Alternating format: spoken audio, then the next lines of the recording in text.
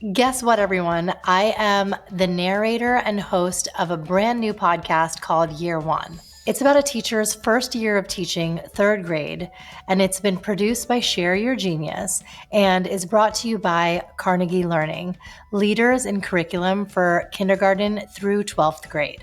I felt so compelled to be part of this partnership because we're a trifecta. There's Carnegie Learning and teachers and parents, and together we have to work in tandem to ensure our children's success in school. Our kids are in school 8 hours a day, so the lion's share of their learning comes from their teachers. So it's important for us to be their allies and address any concerns and make sure that our kids have a growth mindset and keep improving year on year. We are in the midst of a national teacher shortage. 60,000 educators have left the profession this year alone. Why? Because of their salaries and low wages, and being understaffed and under-resourced in schools. I want you to hear directly from the teacher we're shadowing, Miss Jenna McNulty, on what she's going through every day, from the wins to the challenges. I think it's so important that we hear her perspective, and I want to galvanize parents and caregivers to do our part at home. Now, here's the trailer of Year One. Go subscribe to wherever you listen to podcasts and learn more at year1podcasts.com. From elementary classrooms to high school hallways, teachers are stepping into their first year in education, while the country is in the midst of a national teacher shortage. To understand the state of education, we've created Year One, a podcast that chronicles one teacher's first year of teaching. And our teacher? Her name is Jenna. I've wanted to be a teacher ever since I was younger. I don't think I've ever thought of myself as anything else but a teacher. Jenna is fresh out of college and stepping into her first year of teaching third grade. But will she want to be an educator when the year is over? I started to cry in front of my principal. She knows me. She knows that I was having a hard time. Subscribe to Year One to follow Jenna through every moment, emotion, and hard decision that comes with her first year. There is no hood like parenthood. Hi, I'm Kanika Chadda-Gupta. I'm a former CNN journalist, mom of 3, including twins, and host of That's Total Mom Sense, the podcast. Now, if I had $1 every time I heard, gee, you have your hands full. On my show, I interview change makers on their life lessons, legacy, and superpower of intuition, which I call our Mom Sense and Dad Sense. I've had the privilege of working with Mom 2.0, March of Dimes, and the White House, and have had some pretty amazing parents on my show. Hey, what's up? I'm Kelly Rowland. Hi, this is Chelsea Clinton. It's me, Bobby Brown. Can't wait to share my story. That's Total Mom Sense is a production of the Evergreen Podcast Network. Be sure to subscribe wherever you listen to podcasts and on YouTube so you never miss an episode. To join my tribe, visit that'stotalmomsense.com and follow me on Instagram at Kanika Chadda-Gupta. Now let's dive into today's episode. Did you know that 44% of new teachers are considering leaving the profession, and 75% of educators in the U.S. don't feel valued by the media and society? Amid a national teacher shortage and growing disillusionment with the profession, Carnegie Learning has just launched Year One, a podcast featuring a real first-year teacher that pulls back the curtain on one of America's toughest and most undervalued professions. It aims to shine a light on the realities of the state of education, how teachers are adapting, and how parents can foster a deeper understanding of what goes on in the classroom.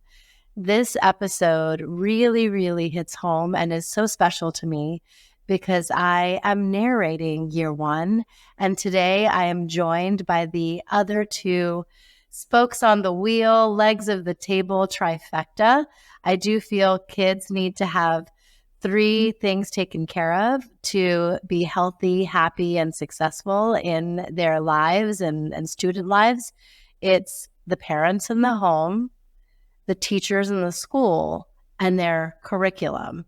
And so together, as our forces combine, like Captain Planet, there's me and Jenna McNulty, our third grade teacher, who is the star of Year One, and Janet Irwin, who is from Carnegie Learning. Jenna McNulty's passion for teaching started as a young girl when she would assemble a class of stuffed animal students to teach in her family's basement. It was always a career goal for her, and now she's in her second year of teaching as a fifth grade math teacher in Indiana. Going into teaching, she found it hard to find the real stories of real educators, so she spent her entire first year recording her journey on year one, where listeners can experience the ups and downs of her classroom of 26 lively third graders. Janet IRWIN is the Vice President of Marketing at Carnegie Learning, a leading provider of ed tech and curriculum and professional development solutions for K-12 schools. Janet leads a team of 17 creative professionals crafting brand and campaign strategies to help bring these innovative programs to life. And over the past 6 years, she has grown her career while also growing her family. She is the mother of 5-year-old Benny and 2-year-old Ada. And as a first-year school parent, Janet draws on her experience in education to support her son's learning journey. Jenna and Janet, welcome to That's Total Nonsense. Thank you for having us. It's so good to see you. You too. I feel like we're so used to hearing one another's voices as we listen to the podcast in our earbuds, and now we get to see each other face to face and have a little roundtable of our own, which is so cool. It is. It's very special. So let's start with questions for Jenna, because I know the parents who are listening really want to understand your perspective and see from your vantage point, because you're with our kids more than we are on weekdays. Let's start with, why you wanted to become a teacher in the first place and what drew you to teaching kids. Growing up, I feel like teaching was always just what I wanted to be. Sometimes kids are just prone to have one job in their brain when they're asked what they want to be when they grow up. And for me, that was a teacher. I enjoyed going to school every morning. Some kids had to get dragged out of bed. I was up and ready to be in the car when my mom asked. She taught elementary before I was born, and then took a little break while she raised me and my 3 other siblings. And then throughout my elementary and middle school years and high school years, she also was a preschool teacher. So just like being surrounded by education in all facets growing up, I just loved it. And I think that's why I wanted to become a teacher. That's awesome. And Janet, I want to toss it to you now. What led you to be in ed tech? It was the company, Carnegie Learning. I born and raised in Pittsburgh, Pennsylvania, and I heard about Carnegie Learning and what they were doing with math education, and I was never really good at math. And I was in marketing. I was working at an agency at the time. I really wanted to do something that I felt was making an impact in the world, because we spend so much time at work, and I wanted it to mean something, that I was doing something for people.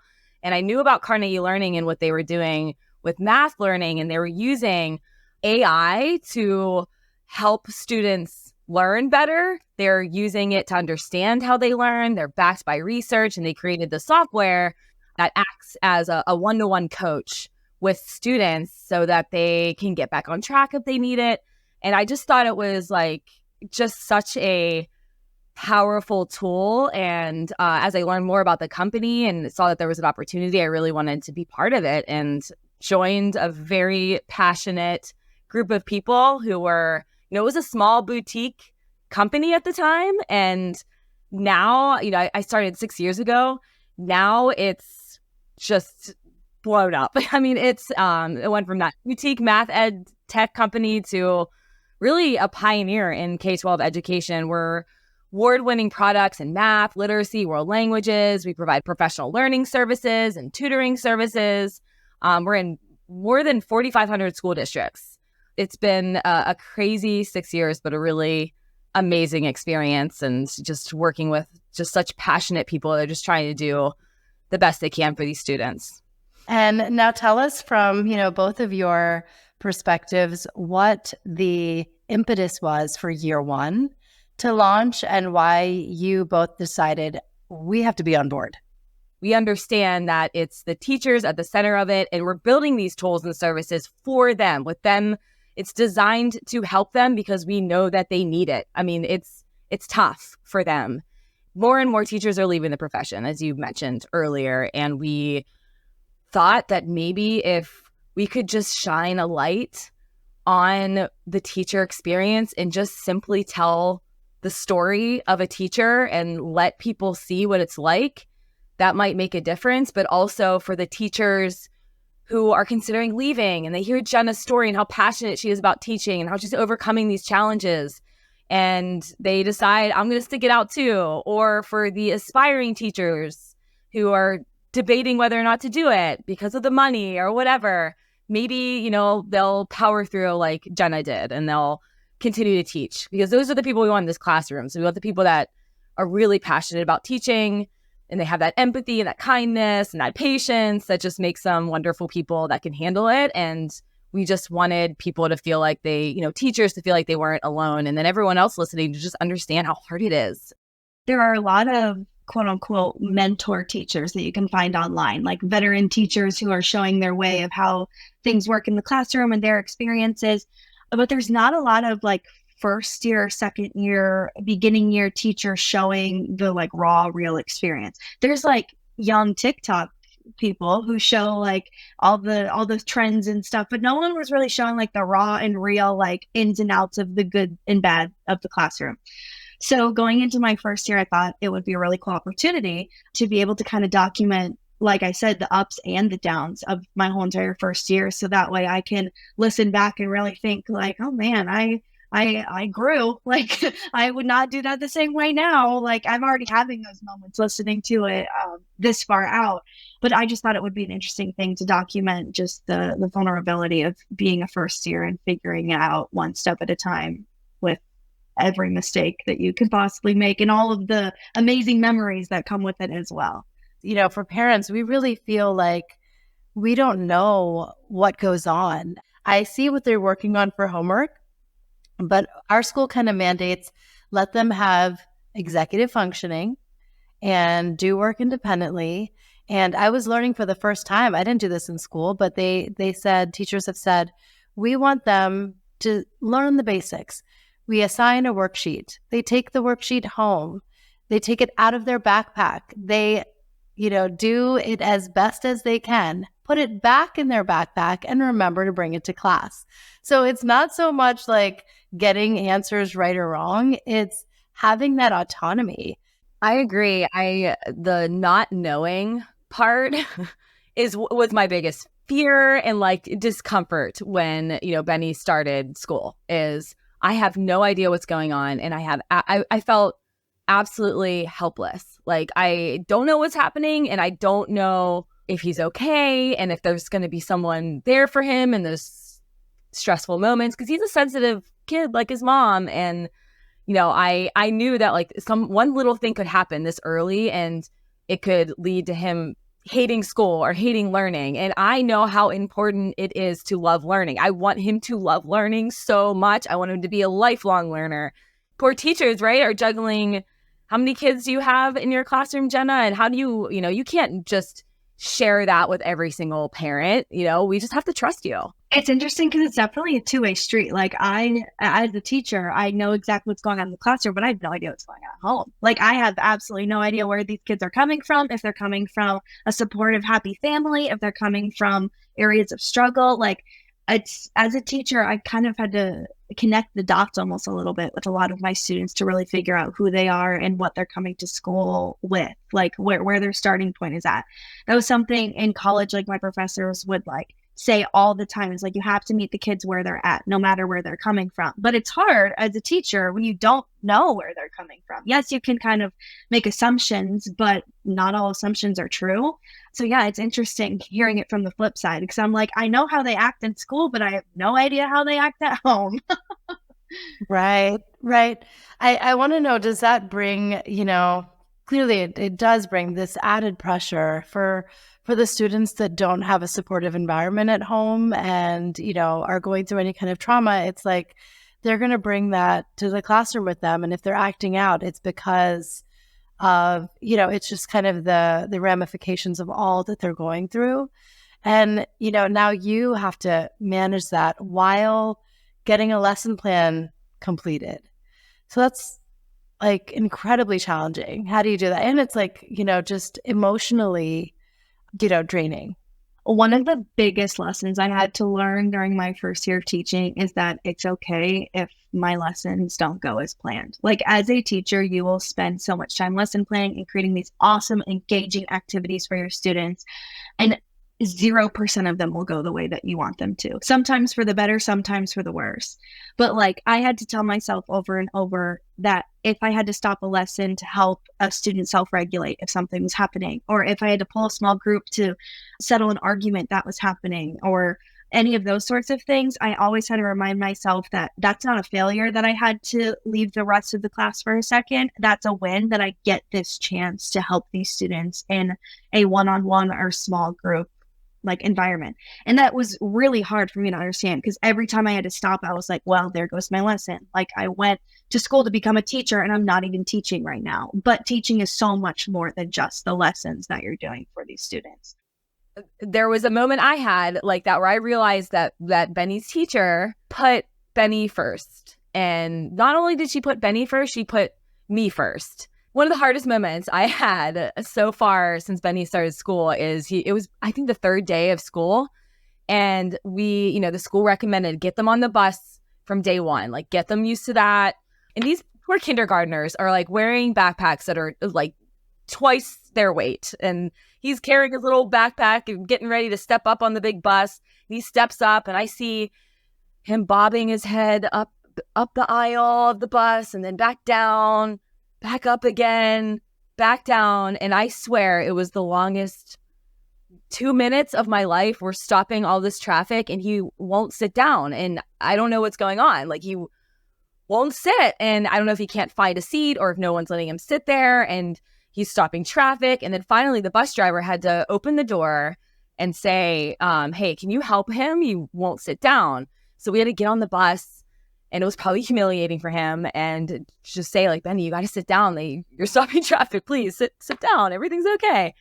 I remember just like seeing his face looking out the window as the bus was driving away, holding back tears. And he was just gone. And I was like, oh my God, is he going to be okay? And then I remembered that the school counselor had said during the orientation, like, if any of your kids are coming into school, especially in these first few weeks and they're not really in a good headspace, they might need some extra love, just let us know. And like, we'll help them. Like, it's good that we know or know to prepare for. So I emailed his teacher and I just let her know what happened. And 3 minutes later, she responded. And it was 1 minute before the bell was about to ring and she was about to teach this lively classroom of 20 kids for the third time ever. She fit an email in to just let me know he was good. He was playing with clay. He was in good spirits. Everything was fine. And then she emailed again later saying that she found him a bus partner so that he didn't have any more trouble on the bus. And it floored me. I could not believe like this little act of kindness meant so much to me because I was like, she put me first. Like she put us first. She wanted me to know that she knew that my day would be crushed. Because she's a mom too. She has a 6-month-old and a 3-year-old. And she knew like I'm going to take a minute just to make sure this parent knows that he's fine because I don't want her day to suck. And that was the moment. I mean, that was when I was like, all right, he's in good hands. Like she cares. And yeah, your story and, your response, Jenna, to your students and teaching the whole student and putting their needs first and addressing those tough moments, putting the lesson aside for them. That's what parents want to hear. They want to hear that like you're putting their needs first and you're there for them in the way you need them to be, especially in these young years. So I really do think that teachers can be our very first mentors in life. My second grade teacher, who I'm in touch with again, and I've had her on the podcast. Her name is Miss Lynn Coy Ogan. She knew me from before I, was, brought into her class. And my mom actually advocated because she knew I would just love to have Miss Coy as a teacher and was like, Kanika has to be in your class. And thankfully, first day of school, it worked out. But as an example, she did assign seeds and she knew that I had like this interesting sense of human connection, and I was an empath. And there was a young girl named Allison who would get bullied, had a short, boyish haircut, Coke bottle glasses, and Miss Coy put me next to Allison. And I looked at her, I gave her a sideways glance, and I was like, my friends are sitting all the way over there. Like, why did you put me here? And she just looked at me. She was like, you'll be fine. You're going to make new friends, and you're going to make friends with who you're sitting next to.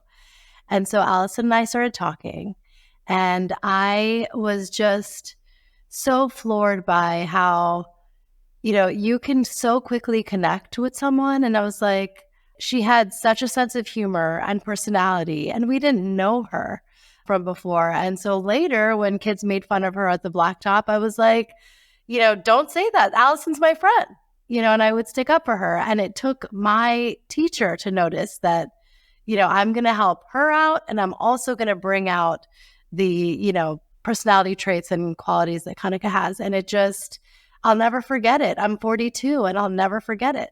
I think from a teacher's perspective, with seating charts specifically, I feel like almost like a mastermind, trying to fit people where I know that they'll be challenged, or where they'll get support from friends, or where they won't be distracted by other people. There's so many factors that go into it.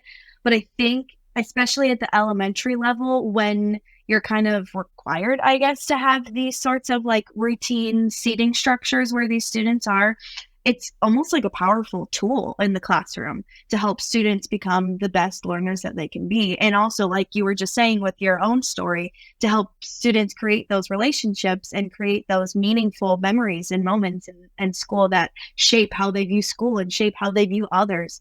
So yeah, I just think it's interesting from both perspectives. Are you doing anything to help those kids that might be struggling socially to make friends? Oh, yeah. Like I said, with placing them in specific groups, or like if we're doing group activities or playing games, or just working with different people, setting them up with people that I think that they would work well socially and academically with is huge. Also, at the school that I was at during my first year of teaching, our counselor held a social group for students that we thought needed that extra boost of having a good example of what a group of friends looks like, and how you should talk to your peers, and how you can get along and just be social with one another. So that was a really cool thing I got to not be a part of. I wasn't part of the group, but I got to recommend students to join that group, obviously with their parents' permission and X, Y, and Z. But it's interesting to see all the different things that come into play, both teacher-wide and school-wide and counselor-wide, and all these different things to make sure that students are set up for success socially as well. I wanted to switch gears and talk about parent-teacher conferences. We have a special episode dedicated to exactly that on year one. What would your ideal parent-teacher conference interaction be as a teacher? My parent-teacher conferences last year were around this time. They were like in late fall, not quite like winter yet. Honestly, the only reason I was so nervous about them, I wasn't nervous like talking to the parents. I knew I was going to be fine, but I was nervous talking about the students, because at this point I'm like, I've only known your student for 2 months, and you've known your child since they were born. Like I was like, I don't feel qualified telling you what I see about your student, because I've only known them for such a short period of time. Like, they might be new to this school, still getting acclimated with where the room is in the physical building. Like, there are so many different factors to it. If it is towards the beginning of the year, any insight that you have on your student that you would like to share, that you think it's important for their teacher to know. Now, obviously, don't say your life story for 30 minutes while I just sit and nod my head. But like any information that would be beneficial for the teacher to know in an educational setting. I had a few parent-teacher conferences this past year where parents really like shared the raw and real of what was going on inside of their family structure and what they were doing outside of school. And it really opened my eyes up about these like handful of students in my room, because I would never think that they had that going on, or the opposite. Like I was mentioning before, meet that student where they're at, knowing like having the information to actually connect the dots instead of just making assumptions. Yeah, just sharing anything that you think would be beneficial for your teacher to know. There are so many parents who, for whatever reason, don't even show up, and they're not there. And now you have this like question mark.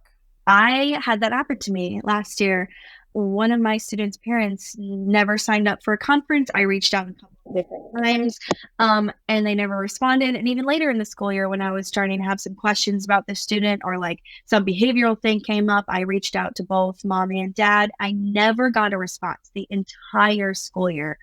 And it's just one of those things where I'm like, I'm doing everything I can to support the student, but I'm missing that critical piece. Whether that critical piece is like a loving, supporting family home, that doesn't matter. I just want the information. Obviously, I hope it is, but I want the information so that I can better support your student or figure out what I need to do to get them where they need to be.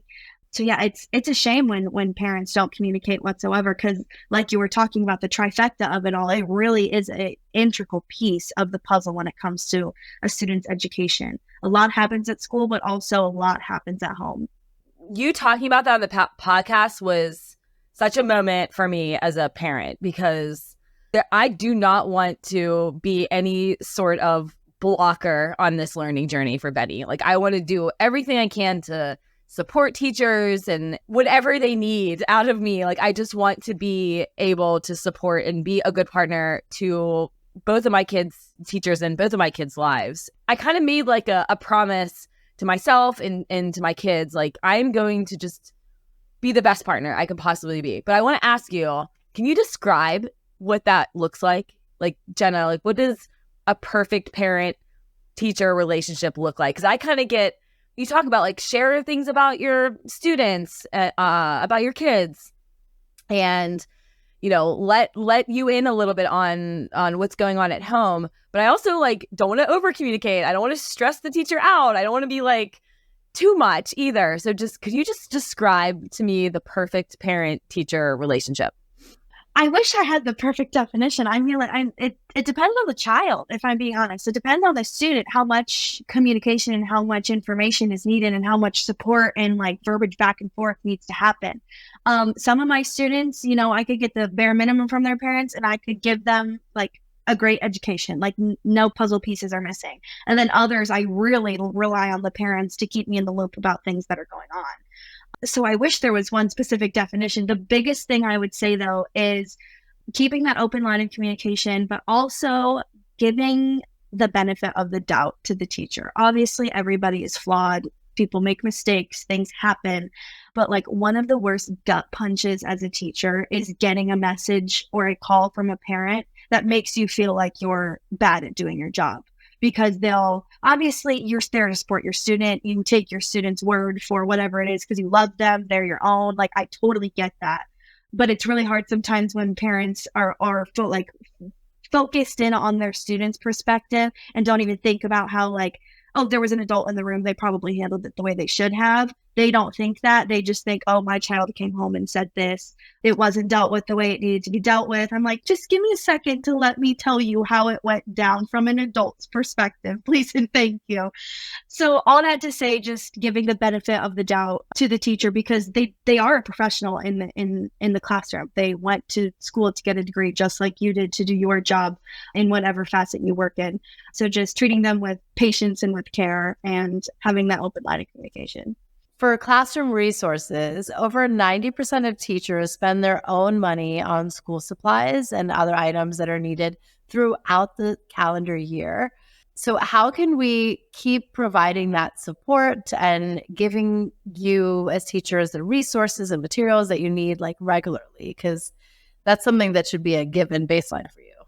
I think from like first year teacher Jenna talking, it was always hard when parents asked me what they could do for me because I was figuring out step by step. I did not know what I needed from them. I knew that they were being kind and like it would help me, but I just didn't have the capacity to know what I wanted from them. So that was really hard as a first year teacher, just being like, I'll let you know. Thank you so much for being kind.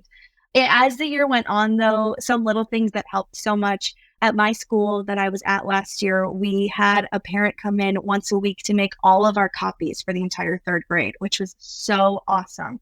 So we didn't have to spend our prep period or spend before school or after school making copies. We would just like print off one master copy of everything we were going to do from the Monday, Friday to the next week. And they would just sit in the copy room for like an hour and a half on Friday mornings and do it for us. And it was like the most beautiful thing. One of my students' parents from last school year also brought in snack to my room all the time. I never like sent out anything saying that I was taking donations for snack or like that we had a specific snack time. She would just literally come to my room in the morning sometimes, give me 2 full grocery bags from Kroger and be like, hey, use these whenever you need them. I would like put everything in my little cabinet, and then every once in a while, if we were having a good day or a bad day, needed to pick me up, or the kids were grouchy, like I would just say, all right, we're doing snack time for the next 10 minutes and then we can get back to learning. And what about, for year end and just the ideal gift for a teacher? I know like a standard teacher thing is like Starbucks gift cards. Personally, I love it because I'm obsessed with coffee. I drink coffee all day long. The biggest piece of advice I have is your student's teacher probably at the beginning of the year did like a meet the teacher and has like where they went to school and all the things they're interested in and those sorts of things. It's like almost a trend to do it. Like there's really cute templates online that you can do. If you go back to like the beginning of the year information, or if they sent out like a blurb about themselves at the beginning of the year, if you do something that's like customized to things that they like my favorite candy is Kit Kats. So if a student brought me like a big bag of Kit Kats, I'd be like, oh, you know me. Like, that's so sweet. It's not just like a lotion or something. It's like, that my favorite candy is Kit Kat. So like anything that's just like special to the teacher or something that your student has noticed about your teacher, it's just the little extra connection of meaning there is what means the world to me personally as a teacher. I wanted to also just touch on how, the U.S. is kind of faring in academics, because this is something that, we can, of course, read up on. But it says that overall scores in 2022, the average math score for students was 465 out of 1,000, which is 18 points lower than in 2003. And I know COVID did a number on learning and how our kids learn, because, they had parents teaching them and not qualified teachers like you around the clock and had to learn online and remotely. So how do we get them to catch up? That is a great question. I wish I knew. Unfortunately, being such a young teacher, I never got to see what teaching was like before COVID. A lot of teachers are like, oh, it's so different now than it was back then. And I don't have that perspective. I just know what I'm doing now. We're working hard to bridge that gap in any way we can. Last year, we did so many remediation groups for different students who needed different skills and like spiral reviews of different things. We prepped those kids so hard for state testing last year, especially being a 3rd grade teacher. There's like that 3rd grade specific test that they take depending on whatever state you live in. So a lot of at least 3rd grade was just test prep, which is great because the students are getting that education. Like it's not just like they're goofing off at school, like they are getting it done. But also it's hard for a 8-9-year-old to be grilled on these state tests that are so hard for students these ages. They're expected to write like a 2-paragraph essay comparing 2 different articles, and they have to use different facts and how they're similar and different. I'm like, they're 9 years old and they're tired at the end of the school year. At Carnegie Learning, we would love to see testing go away. It's like our dream. I talked a little bit about the AI that powers some of our products and that it helps capture the data around where the student's getting stuck or asking for hints, and it's real-time data available to teachers that's showing them like the skills that they need a little work on or where they're excelling. Like here's where you can push them so the kids that are doing really well can continue forward. The kids that are behind can also catch up while the kids that are ahead can continue to excel. So, and all that data is available for teachers so they know exactly where those skills are lacking or where they can help. And it could replace testing data too. Like we have, the software is asking the same questions that are trying to align to the standards that they need to meet in that state. So can we get rid of testing at some point and just, use all this technology we have, use the data to see where kids are? Our curriculum is on grade level. And it's very surprising that a lot of students are not being taught on grade level content. They are, being taught maybe the previous year, but they're, it's because they're behind. And instead of us trying to push forward and say like, this is what they need to learn right now and they can do it, we can believe in our students and they can do it. we're protecting them a little bit, and we're not pushing them in that way. We're not challenging them that way. So our curriculum is on grade level. And, if you have the tools and the resources and the professional development, all of those pieces together, the teacher's empowered to do it and the students are motivated, it's the perfect combination and the perfect classroom experience. So I want to ask you both your mom sense moment. And if you could share just one nugget where you were like, I trusted that intuition, that mom sense, and it steered me on the right course. I would say my mom sense moment was knowing that Benny was going to be okay in school. Like all of those fears that I talked about with, is he going to make friends? And is he going to have that moment where he just wants to quit and he hates learning? Or is he going to have trouble? Like, is he going to struggle in certain subjects? Or is he going to lose interest? I mean, all of these things that are still fears, like still thoughts. I can't wait for that teacher conference to learn like more about how he's doing in the classroom. But, it was that little moment where his teacher just sent me that email, like just to tell me he was okay. And like, I just knew that our kids are in good hands at these schools. These schools are full of people who just want the best for these students. And we as parents need to help them. We need to be on that learning path with them. We need to label all the clothes and pack those healthy lunches and empty the take-home folder and make sure all the homework is done. Talk about what they learned. Celebrate the good, let them have that productive struggle and figure things out on their own. Don't hold their hands too tight. Like all of those things, are going to help teachers make your child successful in the classroom. And we're a big part of that. We're not just letting our kid go in the hands of these perfect strangers. These are people who are living and breathing education and understand what's best for our kids. And, just that moment of, I'm going to let go and I'm going to believe that this school and Mrs. K are going to take care of Benny and he's going to be just fine. Oh, that's so sweet. One of those moments where I've been like, I'm doing the right thing. I know how to read these children. I know how to reach them where they are. Is when I can take a step back and know when students need a laugh, or know when students need a movement break, or when students need to talk to each other for a minute instead of focusing so hard.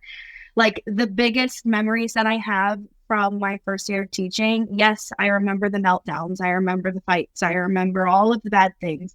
But I hope that I will continue to remember all of the silly, goofy moments that I've had with them. And that's something that I'm proud of in creating. And hopefully they'll remember those memories too. Oh my God, I love it. I love it. And I'm taking cues from that too. I think that oftentimes when, we're faced with a challenge, you can turn it into this teachable moment where you're like, you know what? We don't have to think about this and sit in this tense moment. It's like, let's dance. Let's like move our bodies and do something fun and not have to obsess. I think that's such a great cue. And teachers do that so well because they have like, a swath of students they have to do this for. And it's like, wow, we can definitely copy paste and do that at home with our kids one-to-one. And mine was, every first, week of school, like the nerves are high. And I remember just the first year that my twins started kindergarten, my daughter was having a really rough time and was crying a lot and was just like not in her element in this new school. And of course, I talked to her homeroom teacher and the principal and the aides and like got to know everybody really well. But I leaned in and thought, I think she just needs like a day and a weekend with me where we just go to a park. We had ice cream. We went to a little store, bought a journal. And so in that journal, I write her entries. She writes me them. We draw each other pictures back and forth. And there was a shift, and she was like in her element again at school. And I was like, wow, I'm so glad that like somehow I knew that she just needed some one-on-one time to feel seen because she was getting lost in the big world and the big school. That actually reminds me, there is a management relationship teacher strategy that's very popular. It's called the 2x10 strategy. And last year, my school, we did a month challenge where we had to do the 2x10. And basically, we pick a student that we think would benefit from a one-on-one connection, just like you just described with your daughter. And every day for 10 days, you spend 2 minutes uninterrupted just talking to that student and nobody else. And you can talk about whatever you want to talk about, just so they feel seen and you're building that relationship. So that was just funny that you're describing how you're building your relationship with your daughter in that sense. And teachers are taught the exact same thing. Wow. I love it. And it worked. And then no more tears and we're good. So yeah, that's really, really amazing. And I appreciate the teachers want to provide that individualized attention when they can. Yeah, especially in these large classrooms we're seeing nowadays. Oh my God, I know. Yep. Exactly. Any parting words that you have for the audience about year one? Because I'm so happy that they get to hear about it. It's like the behind the scenes, the after show that they're getting from our conversation today. But what would you want to just share with them about what this podcast means to you?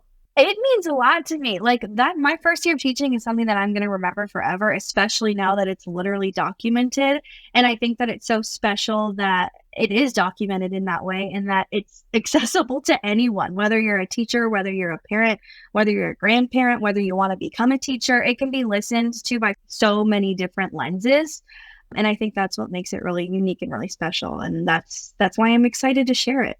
The thing I'm most proud of in my professional career is this podcast, because it is so just authentic and it's not being driven by some revenue goal or product sales. We don't even talk about products or anything like that. We just want to tell the teacher story. We want teachers to feel seen. That's it. That is so pure. And it just, it's a different type of marketing strategy to just make an audience that you really care about.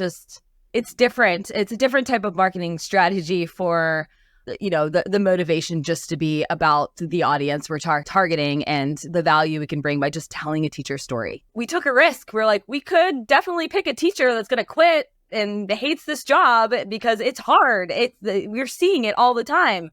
But there was something about Jenna that we just knew that wasn't going to happen. And we, put a lot of trust in her, and her story is a beautiful one, and she's continuing her career. And we're so happy to, be part of her story, and hopefully more stories of teachers who, stay in the classroom and keep fighting the good fight.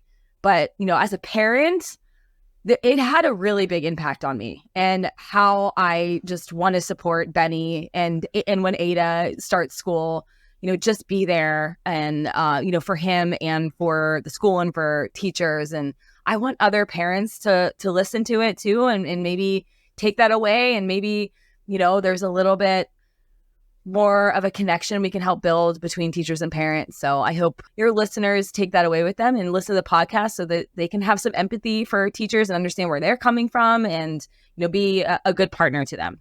Yes. And I couldn't agree more. It's such a joy working with the two of you and our teams because, I'm in the business of storytelling, and I feel like this is one that hits home, and it's so close to my heart because as a parent, you just want the best for your kids, and teachers want the exact same thing. And to create this trifecta, as I said in the beginning, is so critical. When you have one link missing, the kid doesn't have what they deserve and something falls short. And so it's really beautiful that we get to come together in this way. And it's all for the kids. We're in it for the kids. Thanks for listening to today's episode. I hope you got some great takeaways from our conversation. Join my community by logging on to thatstotalmomsense.com. If you haven't already, please subscribe to That's Total Mom Sense, the podcast, wherever you listen, and be sure to rate and review. On socials, my handle is at Kanika Chadda-Gupta on Instagram, Threads, TikTok, and X. You can also find me on LinkedIn. My episode videos are on YouTube and YouTube podcasts with highlights on YouTube Shorts. Write to me at thatstotalmomsense@gmail.com My team and I read all your pitches and feedback and are so glad to be in touch. Remember, always trust your mom's sense and dad's sense. Stay strong, super parents. See you soon.